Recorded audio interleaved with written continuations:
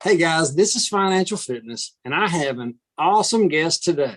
Andy Schectman is doing a Zoom with me, and I'm going to tell you a little story about Andy. When I first started getting involved buying silver and gold on my own, see, I've been giving silver and gold through the years from my grandfather and mother, and it's just my mother's a fine jeweler. I don't know if you knew that, Andy. I did She not. she makes fine jewelry, and I was exposed to God's money early on. Buy it for myself. Uh, I heard Andy speaking on a podcast, and he said he would help you. You know, he was willing to help the small guy. And that really stood out to me. So I got a hold of him. He talked to me for about 15 minutes, and it really meant a lot to me. And ever since then, I've built a relationship with him, and I think he's a really good guy. He has a wealth of knowledge on precious metals, and he's got life experience in the industry for 31 years, I believe. Great. And that's it, man. It's good to see you. Good to see you too. Good to be here. I appreciate it and your kind words. Honestly, I do very much. Well, me and Andy were speaking earlier, and I was going about some questions that he gets. And some of these questions are bless your heart questions. They are. There's kind of like, if you're raised in the South, you know exactly what bless your heart means. And there is no bad questions, but there's some questions that we could solve right now and never answer again. And I'm going to put the title and maybe the thumbnail on this video. This question: if gold and silver are so important to own, why is Miles Franklin selling them? So if gold and silver are so important, why are you selling them, Mr. Andy? I get those questions all the time, and it really makes me scratch my head. A lot of people ask that question. If it's such a great investment, then why are you selling it? When I started Miles Franklin in 1989, I was 19 years old. I started it with my father. I went to the University of Minnesota to play baseball, ended up hurting my knee, and my father, who was starting the company, said, "Come join me." And he said, "There's one rule and one rule only, and that is that you'll buy something every 2 weeks or I'll fire you."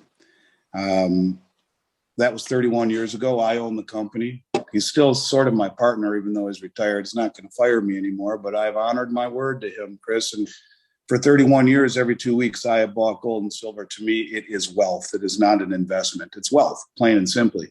And I believe enough in the concept of, as you say, God's money, of owning gold and silver as immutable wealth that has outlived 2 world wars, German hyperinflation, the Great Depression, and every pandemic that ever was. And it is still immutable wealth. That is wealth that in the year 3000, when hopefully my great-great-grandchildren are using it, or maybe my great-great-great-great-grandchildren are using it, long after the dollar bills that we call money in our wallet, that I call currency, is hanging from a frame in the Smithsonian, gold will still be worth something, and so will silver. With that being said, I found it intriguing enough and dynamic enough. Every day it's something new with what's happening. I mean, you look around what's happening. I could blow your mind with stories that I've read just today, what's going on, what proposals the government are making right now. But every day there's something new that centers around preservation of capital. And I think if there's a curse to this industry, it's the fact that I've been very early. I seem to see things long before they happen. And when I look back over 31 years, almost everything, Scott, we've talked about, almost everything has come true, just never the way that we thought it would or when it would. And I have always felt that everybody needs to own a portion of their assets in precious metals, not as an investment, but as a core position, as insurance against the craziness that is U.S. government, or the geopolitical events that are happening that are so dynamic and changing every day, that I wanted to make a career out of it. And I learned right away that this is something I want to do. And so I developed relationships. I'm one of only 24 U.S. mint distributors in the world, authorized resellers. And, I don't have enough money to buy up all the gold and silver that the U.S. Mint produces, let alone all the other relationships we have with the Royal Canadian Mint and Australian Mint and the refiners and what have you.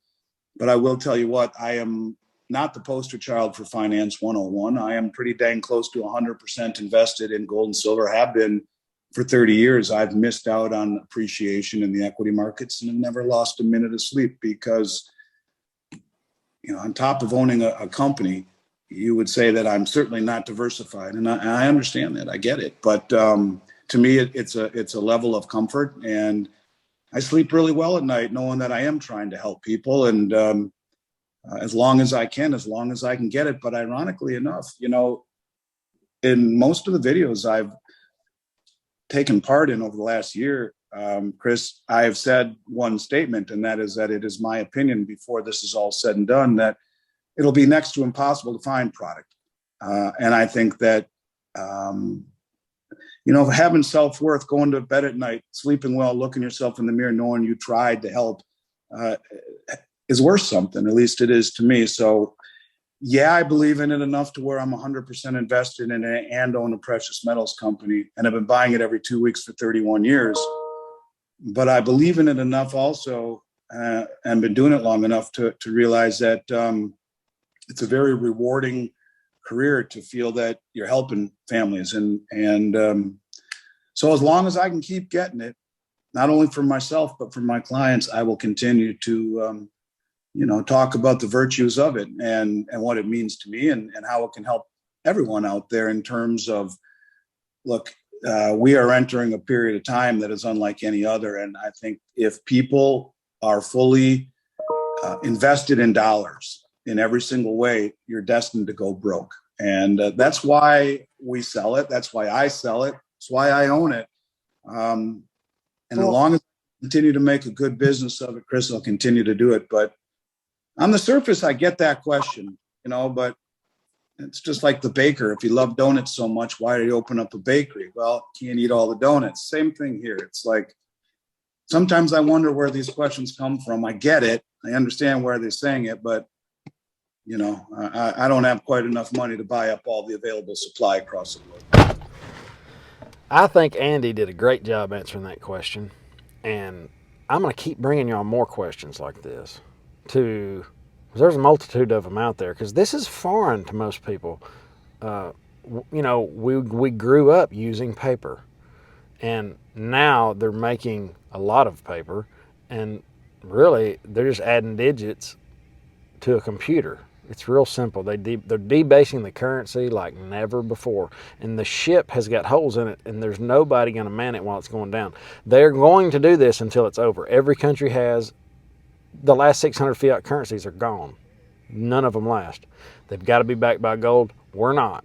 So it's a timely time to be talking about this because silver is under $23 an ounce spot price. That is a buying opportunity. It is a gift. So I'm not trying to be a silver evangelist. I just want you to retain some purchasing power. That's what's being eroded out from under us. Every time they do these stimuluses and raise the debt ceiling and all this stuff that you just hear mumbling about, it's like, oh, they're doing that again. It's just so numbing. Trillion here, trillion there. It's just, this chicken's coming home to roost, and it's a 40-pound chicken. It's a big deal. So if you're interested in retaining your purchasing power, I have a link in the description below. I'm going to have Andy on for more questions later. I hope you enjoyed it. Hit the like button, subscribe, and ring the bell. Later, guys.